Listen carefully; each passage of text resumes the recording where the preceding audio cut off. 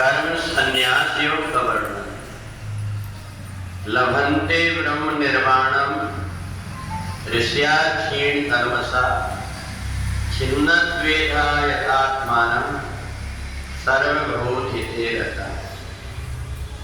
भगवान कहते हैं जिसने अपने अंतःकरण की इच्छाओं को कम कर लिया है और जिनके पाप क्षीण हो गए, जिन्होंने अपनी आत्मा को अपने बस में करके रखा है, वे योगी निर्वाण पद को प्राप्त हो जाते हैं। भगवान की वाणी हमारे अंतःकरण के मैल को दूर कर देती है और ये अंतःकरण का मैल कई जन्मों के हमारे कर्म के कारण अंदर जो मन को दूषित कर देता है। तो केवल हम गीता की वाणी अगर सुन लेते हैं तो इसके मात्र से ही हमारा अंतःकरण पवित्र हो जाता है।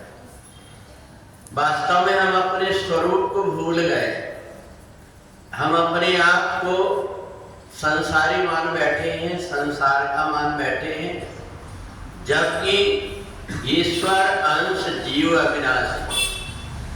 ये जो आत्मा शरीर के अंदर है ये ईश्वर का ही अंश है और ईश्वर का अंश है तो इसके अंदर ईश्वर के गुण भी है। चेतन, अमल, जिसमें किसी भी प्रकार के कर्म का कोई पाप लगता ही नहीं। चेतन, अमल, सहज सुख राशि, सहज में ही सुख होता है। अभी कह तो दिया सहज में सुख होता है, पर हर व्यक्ति को देखो तो कुछ ना कुछ दुखी रहता है। कोई तन दुखी, कोई मन दुखी, कोई धनविंद है उदास, थोड़े थोड़े सब दुखी।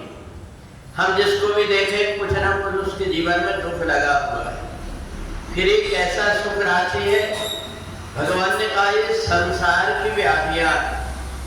संसार में शरीर है तो भूख लगेगी, ठंडी लगेगी, गर्मी लगेगी, मान लगेगा, अपमान लगेगा, ये लगते रह गए। बीमारियों से तुम्हें हटना है। इसलिए जो अंतः सुखा लभन्ते ब्रह्म निर्वाणम, जो अपनी आत्मा में सुखी रहता है, बाहर से मेरे को कोई सुख नहीं दे सकता, मैं केवल अपने मन को अपने वश में करके सुखी रह सकता हूं। क्या जिसके पास में करोड़ों रुपया है वो सुखी है? क्या जिसके पास बहुत दौलत है वो सुखी है? अगर हम देखें तो सबसे ज्यादा सुखी वो व्यक्ति है जिसने अपने अंतःकरण को जीत लिया। इसलिए अंतःकरण को कैसे जीते?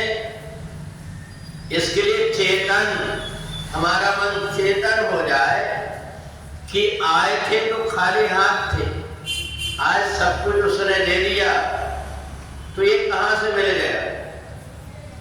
हमने पहले भी कोई अच्छा चिंतन किए होंगे, हमने पहले भी परमात्मा के चरण को पकड़े होंगे, हमने उस परमात्मा के लिए सत्संग किए होंगे, हम कहीं एकांत में बैठ करके उसकी याद करते रहे होंगे।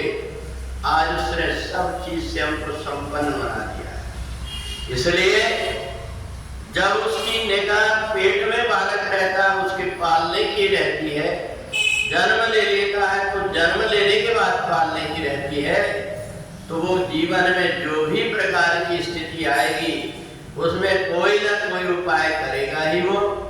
इसलिए जो बाहरी चिंता को छोड़ करके परमात्मा के चिंतन में लगा रहता है, ऐसा व्यक्ति वास्तव में अंतर्मुखी हो जाता है, अंतःकरण से उसका संबंध हो जाता है। गीता में भगवान ने इसलिए अर्जुन को सुनाया कि बहुत से व्यक्ति जो साधन नहीं कर सकते, उपासना नहीं कर सकते, केवल वो अगर गीता को सुन लेते हैं तो उनका उद्धार हो जाए। इसलिए भगवान ने गीता का ज्ञान अर्जुन के माध्यम से हमको दिया है। इस ज्ञान को हम हृदय में धारण कर ले कि संसार में आए भी खाली हाथ थे, खाली हाथ जाएंगे। इसलिए संसार में आकर के जितने कम उलझन में व्यक्ति उलझता है उतना ही आनंद में रह करके जीवन को जीता भी है और मरने के बाद उत्तम गति को भी प्राप्त कर लेता है। बोले वृंदावन बिहारी लाल